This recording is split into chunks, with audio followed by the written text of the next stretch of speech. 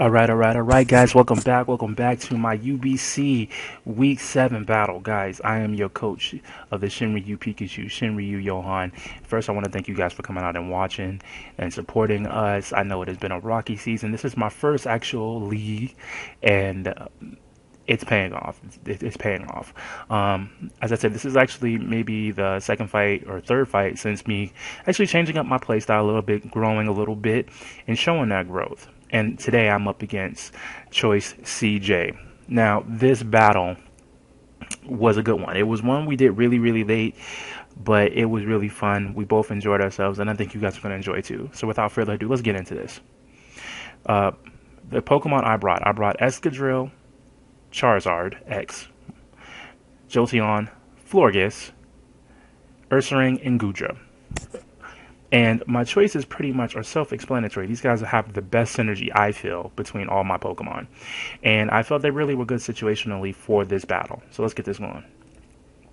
I started the batch off with Ursaring, as you can see. He went ahead and followed that up by bringing out his... what is this thing's name? Oh my god.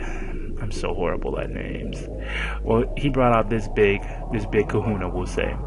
Now, at this point, I already knew that I wasn't doing much damage, and he already got his stealth rocks off. So I decided to go ahead and rapid spin and get him out of there. He popped my balloon using rock slide, but it really didn't give me much damage. So at that next point, I decided to set up my rocks. He sets his up too. So I do a switch out.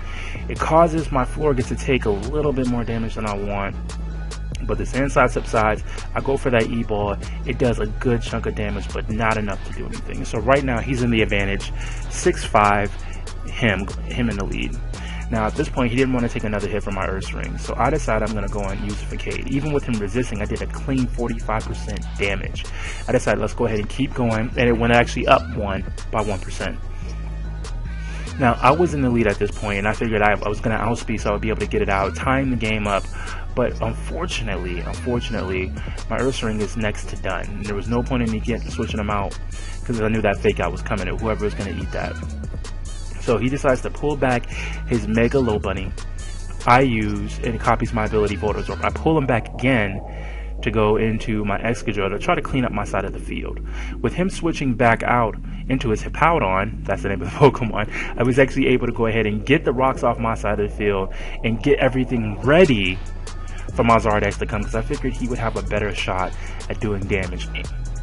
But looks like I didn't make that choice. I brought in Goodra. He sets back up his rocks, and he switches back out into Relicanus. Now Relicanus comes out into a Draco Meteor that missed, which I was kind of salty about, so I decided to re-follow it up.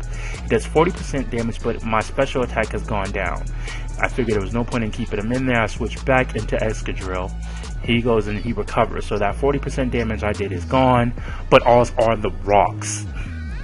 So at this point, I figured the best thing for me to do would be go back into my Jolteon, because it had the widest of range of moves that I could use on this thing.